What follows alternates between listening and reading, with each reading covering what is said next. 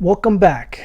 Today we'll be covering what's going on in the markets. There's a lot of craziness in stocks, there's a lot of craziness in crypto, and there's a lot of fear going on, which hopefully after this video you can have a little bit more of a logical sense of what's going on and not be so emotional. And there's a reason why I'm saying that. So let's go ahead and get started.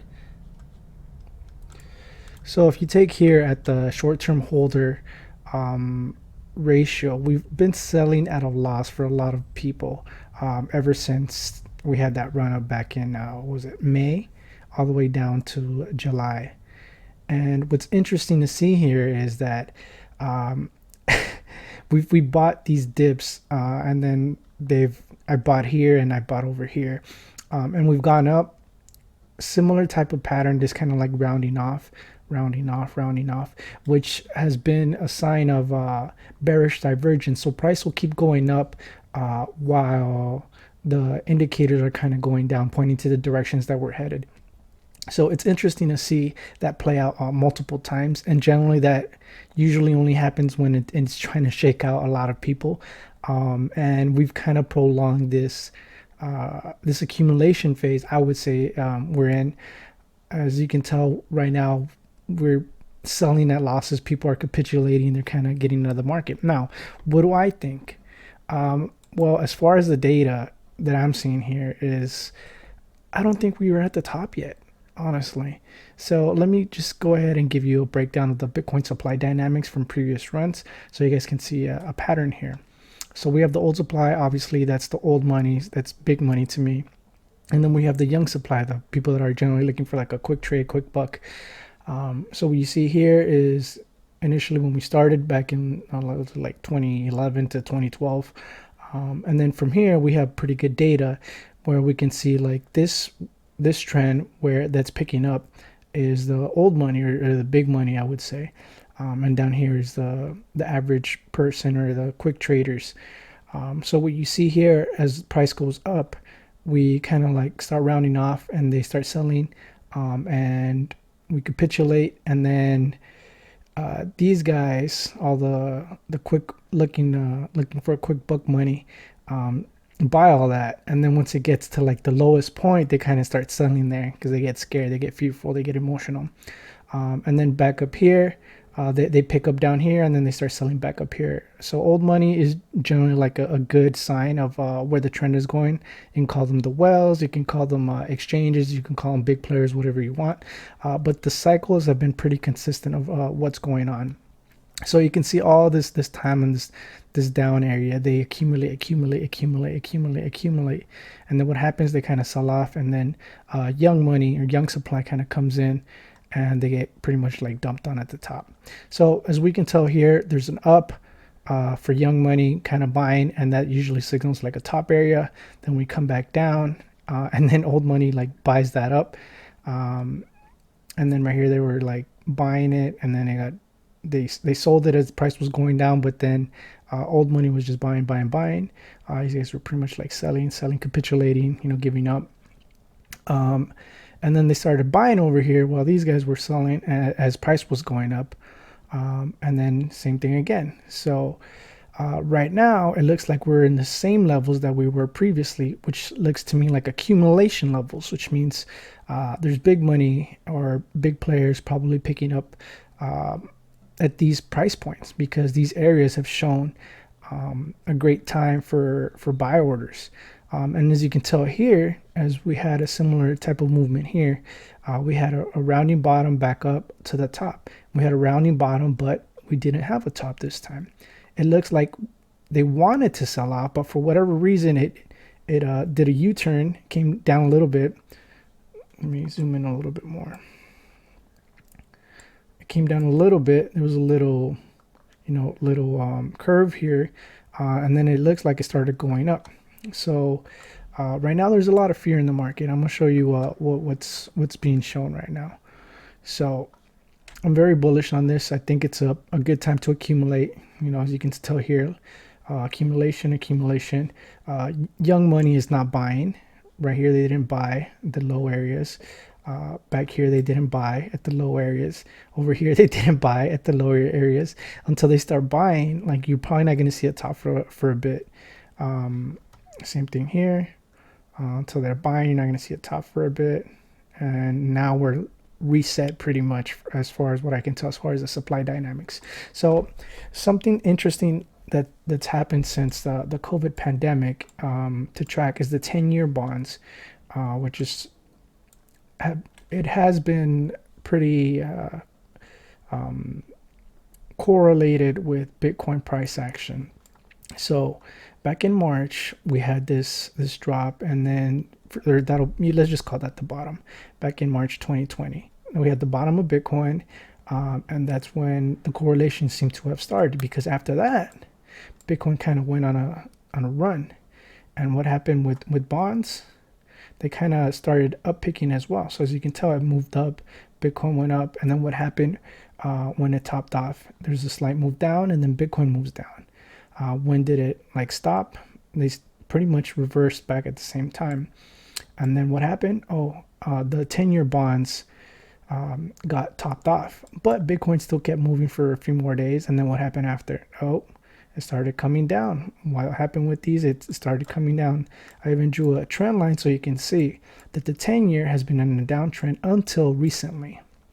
So that's something to take a note of. So we've been touching this point, come back down.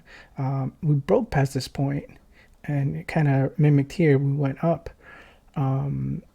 Something that was a little bit different here is we did have the 10-year bond kind of go further down while Bitcoin went up a bit. It tested this line, and it was good, so Bitcoin kept moving up. As we reached the high point over here for the 10-year bond, Bitcoin still kept moving up like a few more days, and then it just reversed down, which is pretty much what bonds did. But bonds did it before Bitcoin. As you can tell over here, we were on a downtrend. Bitcoin finally like topped off and came down. And then what happened here recently? Well, bonds have gone up. Bitcoin has not gone up. So is this a change in trend, or is this going to be like a strong bullish divergence signal where the bonds is going to lead Bitcoin into the direction we're going? So we're just going to have to wait and see probably in the next few days how this plays out. But there's just a lot of indicators that we're pretty much close to the bottom, I would say personally, or at least a great opportunity to buy. Like if I had to like hold and buy more, like I wouldn't mind that. Why? Because all the big money, all the whales, all the exchanges are buying in these areas. And why I mentioned the exchanges, because the exchanges can see what you're doing. So if you try and margin, and there's a lot of people on margin, they can literally just use whatever funds they have to wipe you out if they so choose to, which is kind of like what happened recently. There was $1.12 billion of liquidation in the last 48 hours. And a lot of people were panicking, but this is thanks to Will from he got this from the FTX exchange. That's just one exchange that had all these buy orders in. So there's a big ass wall of just buying orders. And as you can see, it cut into it. But then what happened? Now it's kind of like bouncing back up. So we'll see what happens. Like I said, in the next few days, see how it plays out. I'm neither bearish nor bullish. I'm kind of neutral, which is fine. So I'm just holding. And here you go with the greed and fear index. So today we closed out at a 10, which is like some of the lowest points we've ever had. You can tell here back in July, a 10 was over here. So pretty much today we closed at July levels before we reverse. So we're just going to have to wait and see what happens. But this area is generally a great area to buy, specifically from history. So some of the best or some of the biggest reversals come from this area. So I'm not sure what's going to happen. I'm not sure where the top is. I'm just playing it kind of like by ear as far as certain patterns that I will see once we get closer to the top, as well as price action and fill levels. But this is a good way to kind of like gauge what happened in 2013. And the reason why I bring this chart up from Blake is because we mimicked a similar pattern back in 2013. As you can see, we had a dip and then a high point and then the sell off to the top. Then we had a dip and we're still missing the high point, which would probably lead to a sell-off in the top. So we're not there yet, but I believe the same type of pattern may be playing out. So we had 1, 2, 3, and we're missing that fourth level, but we'll see what happens. So I am still bullish on this just because aside from the technical analysis, aside from the on-chain data, what I see is stuff like this. Venture capital invested a record $30 billion in crypto in 2021, more than quadruple previous high. Now that is crazy. So they're like just tossing in money into crypto because they're starting to see that it's a potentially great investment. It's a displacer of technology innovation, and it's just gonna remove a lot of corporations from the positions that they're at right now in the market. So I am very, very bullish on this. Aside from this, to me, even more importantly, is the developers. So this is a very interesting report that was published pretty recently, and this has to do with Web 3.0. So I'm about to make a video for Web 3.0, and I'm going to call it the crazy shit about Web 3.0, just like that. So the crazy like shit you can do on Web 3.0. So what a lot of people don't realize is that I think that developers follow the money all the time, and that's not exactly correct. So since Bitcoin came into play around 2010, we've had these moves in the market, and developers kind of picked up little by little by little by little by little. We had that crash back in 2017. Developers dipped, but according to this report, they usually dip during the holidays anyway. So we had the market capitulation, but overall it was pretty flat. The developers didn't go away. So regardless of price, these guys are just building more.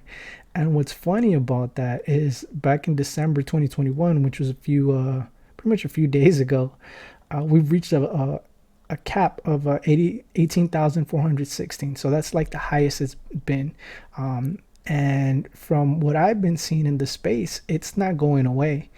And it's probably going to continue to grow at a faster pace this year. Obviously, we're going to have to wait for the numbers, but there's just been so much drive, innovation, and people are starting to understand from the developer standpoint. So it's very interesting to see that regardless of what the market is doing, whether it's up 10,000% or is down 50% or 80%, these guys are still here and they're still building, and they're leaving companies like Facebook, Instagram, Google. These huge players that they used to work for are now their competition. So that's very interesting to see. So now we can see here there's 18 monthly active developers committed to working on Web3 projects. 4,000 active source developers work on Ethereum. 20% of the new Web3 developers joined the Ethereum ecosystem. Now, Web3 isn't only crypto, so there's companies that can use it. There's multiple platforms that are looking for these types of developers. So it's not just in crypto. So it's crazy to see that 20% of it is going to Ethereum. And then the crazier part is that 65% of those developers joined in 2021. And some of the developers have actually said this number might be actually not accurate, and it might actually be more than what is reported. But overall, there's just growth in various ecosystems. So you have Ethereum, Bitcoin, Polkadot, Cosmos, Solana, Near, Avalanche. This is Binance Smart Chain, Tezos, Polygon, Cardano. You have all these developers just building regardless of whether they get paid or not. So it's very interesting to see.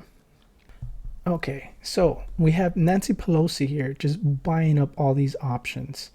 And anyone that is bearish on their like 4,000, 8,000, 10,000, 20,000, it doesn't even matter because she's over here throwing like 100K, 500K, 250K orders, $1 million orders into the market. So to me, that is bullish. Let's see, let's check out options. So this is buy stock option, which means she thinks it's going to go up over a certain amount of time. So let's check out this order. Okay, see, so here's an order that's not gonna expire till 9/16/2022. So that's like over 9 months from now. So maybe in the short term we can have a pullback, but over the long period of time, like, Nancy's freaking bullish, and she actually took the award for best investor of last year. I think she made like 16 million.